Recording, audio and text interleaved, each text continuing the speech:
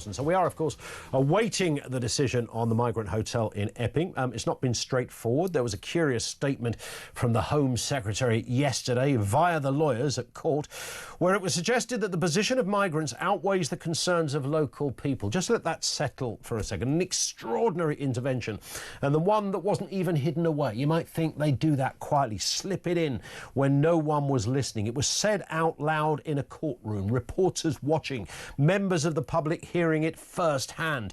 Local people are not as much of a consideration as people who illegally enter our country. And we wonder why we ask the question about the world's gone mad. But that's where we are. A statement you read twice when you see. You read it twice because you think, I must be mistaken.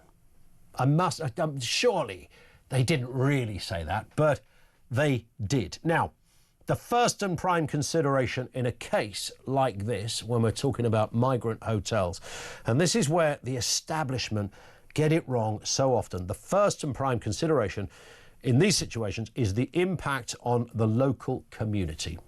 And that is it. That's number one by a country mile. We can argue all sorts of points about our benevolent responsibilities, the government being a bit stuck for ideas. But before you get to any of that, the impact on the community, the locals, and the possible implications of 200 young men pitching up in your postcode trumps absolutely everything. And if anyone tells you any differently, tell them to off quickly, because they're talking absolute gibberish and nonsense. That phrase, the world has gone mad, the world has lost its mind, inevitably comes into play. We are living in a land of insanity, an upside-down, topsy-turvy Black Mirror existence where black is white, night is day, and left is right. This is how our world, our country is currently functioning. And if you want some more evidence of that, as if that one statement from the Home Office wasn't enough, thousands of pounds, and I know you'll be familiar with this story already, being spent on hiring staff to teach balloon craft and floristry to migrants who are facing deportation. Painting and hairdressing tutors and gym bosses are also wanted for the Heathrow Immigration Removal Centre.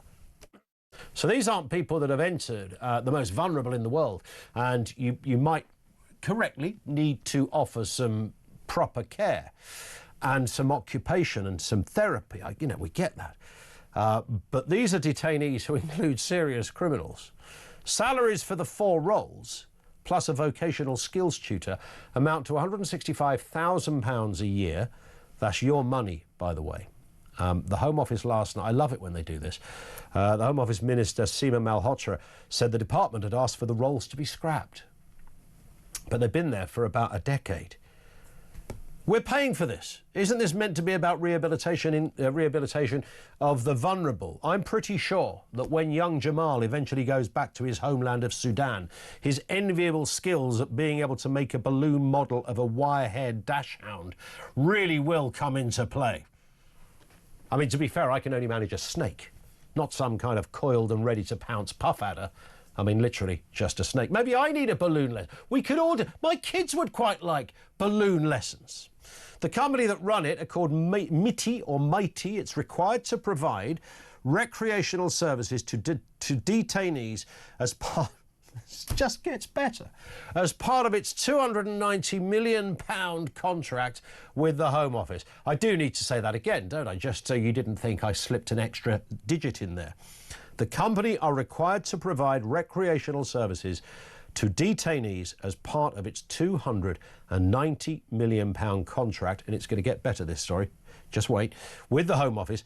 Signed in 2014, it was your Tories governor what did it. The government is in the process of advertising the Heathrow tender to other firms, valuing the new contract at about £420 million for an initial 5 years. I mean, nice work if you can get... Well, you get the contract, you hire a warehouse, you put some nice stuff in there so people are safe and comfortable. I get all of that.